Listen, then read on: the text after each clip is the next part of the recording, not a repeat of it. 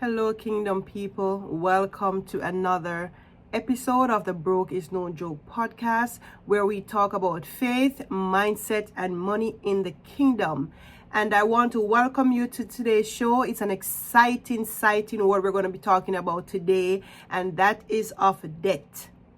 And I know many people right now, you are bombarded with debt, you are struggling with debt, and you do not know how to get rid of it. You do not know how to get out of debt. But I want to let you know that once you get the mindset right, you are able to eradicate that debt and begin to work on yourself to debt-free journey.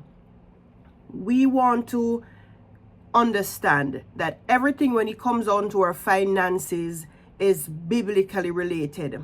That's the book that we're going to go to no matter what. Here we talk about kingdom principles using the Bible. Everything we know in life, it is spiritual. And if you want to understand what is happening in your life, any aspect of your life, you need to understand and know what the Bible says about it. So to navigate the financial challenges that you are experiencing, you want to know about the key biblical principles on debt. So today, our topic is how to use kingdom keys to eliminate your debt. I know that many of you, and I said that before, you're facing a mountain of debt. I've been there, mountain of debt. It's like you're going around the same mountain year after year. Nothing is changing. Trying to navigate the debt that you have. And one thing I know about a mountain is that we can speak to a mountain and tell our mountain to move. When Jesus was talking to his disciples about the mountain, he said to speak to the mountain. It meant that we are able to speak to our problems. We are able to speak to the physical things that is occurring in our life. And because of the spiritual connection to what happens in the physical, we know that when we speak towards the things that are happening in our lives, then they're able to change. So Jesus spoke to his disciples and he said to them to speak to the mountain. I am taking this as a biblical reference to mean as well that when Jesus spoke, when he said speak to the mountain, he was referring to three things in particular. When he says for them to speak, and we're also given that indication to speak to things concerning our lives today, is that we have gotten the power of the spoken word. When you're supposed to speak, you have gotten the power. You already gotten the power from the Lord. So now you are to speak to your circumstances. When he says to speak to your mountain, he's also giving you the authority as a believer. You already have the authority to speak. So now that you have been given the spoken word, you have the authority. The third thing that you should be using is the boldness to confess that authority. So do you believe that you can speak to your mountain? And it's so, when you think about it, and and the Lord said, if you should have faith as a mustard seed, look how small a mustard seed is. Just imagine if we embody that belief and have that little tiny bit of faith to say that we're going to speak to our mountain, then things will begin to change. So let us look at a few biblical verses and also stories I use to help you to understand how to use kingdom keys to eliminate your debt. First one is you have to know how to leverage debt. And when we look at 2 Kings chapter 4 verses 1 to 7, we're seeing here where this widow had to use debt to leverage herself from her sons going into oppression, because they came to arrest the sons, to take them as bondmen. But because of her faith, she was able to use debt and leverage the debt to become financially free. Let us read verse 1. It says, Now there cried a certain woman of the wives of the sons of the prophets unto Elisha, saying, Thy servant, my husband, is dead, and thou knowest that thy servant did fear the Lord, and the creditor is come to take unto him mine 2 sons to be bondmen. And Elisha said unto her, What shall I do for thee? Tell me, what hast thou in the house? And she said, Thine handmaid hath not anything in the house save a pot of oil. Then he said, Go, borrow vessels abroad abroad of all thy neighbors, even empty vessels, borrow not a few. And when thou art come in, thou shalt shut the door upon thee and upon thy sons, and shalt pour out into all these vessels, and thou shalt set aside that which is full. So she went from him, and shut the door upon her and upon her sons, who brought the vessels to her, and she poured out. And it came to pass, when the vessels were full, that she said unto her son, Bring me yet a vessel. And he said unto her, There is not a vessel more. And the oil stayed. Then she came and told the man of God, and he said, Go, sell the oil and pay thy debt, and live thou and thy children of the rest. In this powerful story, the widow turns to Elisha for help. And what did Elisha do? Elisha spoke into her life. Elisha spoke a prophecy, a word, prophecy speaking. Elisha spoke into her life. Listen, this is what you need to do. Go and borrow vessels. He said, a matter of fact, borrow from your neighbors, empty vessels, and do not borrow a few.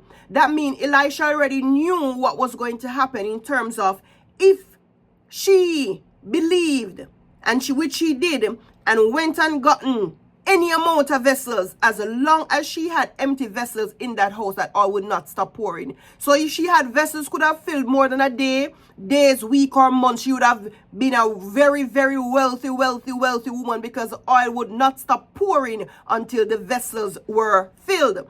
So because she could have gotten a certain amount that could have taken her out of her captivity and financial debt to free her sons, that amount was awarded to her. So now here we are looking at leveraging debt.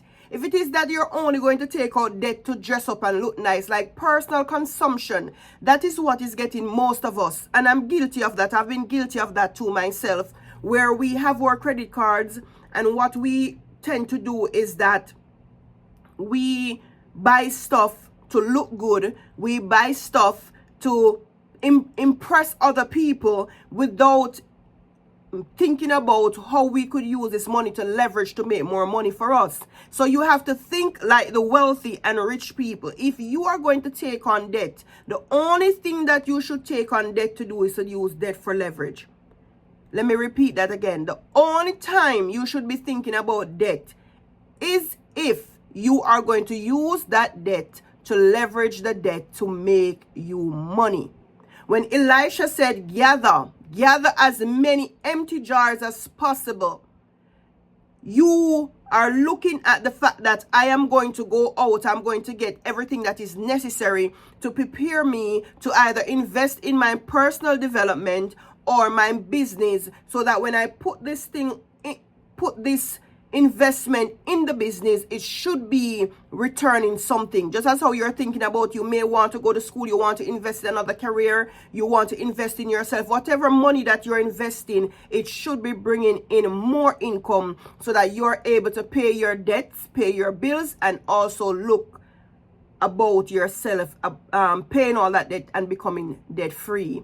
So we are seeing here that debt can be used for good in terms of leverage. So if debt is used wisely, it can help us to move forward in life and even create abundance. For this widow, it helped her at the time. Maybe her husband passed.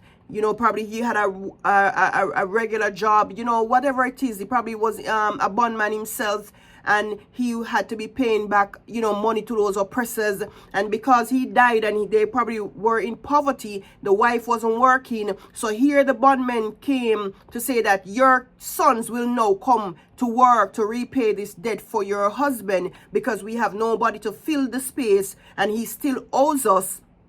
Back in the days, you used to have people working, which is also modern day slavery, but that's for another day, where people are working, and all they're doing, they're They can only get food to go home and eat. There's nothing much that they can do. And because these people are thinking that we need to have someone here to work to pay this debt off. People can be in financial debt from generation to generation. They're never free of the debt. So now we have to look at our responsibility when it comes on to money in the kingdom of God, that we are not just going to be working as slaves for the rest of our lives, but we have to find a way how to become financially free. How to become financially free, get out of the oppressor's hands by eliminating debt. And if we're going to take on new debt, then it must be something that we can invest, turn over, and make sure it works for us. The second thing we want to look at when we're talking about the principle of debt here, paying your debt, very important. There are two Bible verses I have as my reference, Psalms 37 and verse 21. And it reads, the wicked borrow and do not repay, but the righteous give generously. Again, Psalms 37 verse 21, take notes, write your notes. The wicked borrow and do not repay, but the righteous give generously. And Romans 13 verse 8 tells us, let no debt remain outstanding except the continuing debt to love one another. Many people these days, you go out, you borrow people's money, you go out, you open a credit card, whatever it may be, and then you decide that, hey, I don't have this money, I'm not going to pay the debt. And you avoid your creditors, you avoid them with with a very, very long stick. That is something that you need to look at. If you have done it in the past, I can understand, okay? Step away from that thing. If you are thinking about going out and borrowing people money, remember you owe a debt that you should pay. The only debt that you really should have is to love your brothers, love and your sisters, love one another. Just continuing love of one another. Owe no man nothing. Let no debt remain outstanding. So don't think that you have this debt and you're going to avoid it forever, and then you're going to think that maybe it's going to pass when you die. No, remember, you, especially if when you have children, that you're passing down these generational curses that are attached to them, and these are things that will continue with them over and over into generation. They do not know about money management. They do not know how to balance a checkbook, how to build a strong credit profile. These are things, spirits that will walk with them, poverty spirit, back from generation to generation. So you have to make sure that you are living a life that is exemplary for yourself, and so your children can also reflect that, and that they can also live a righteous life and understand how things work in the kingdom.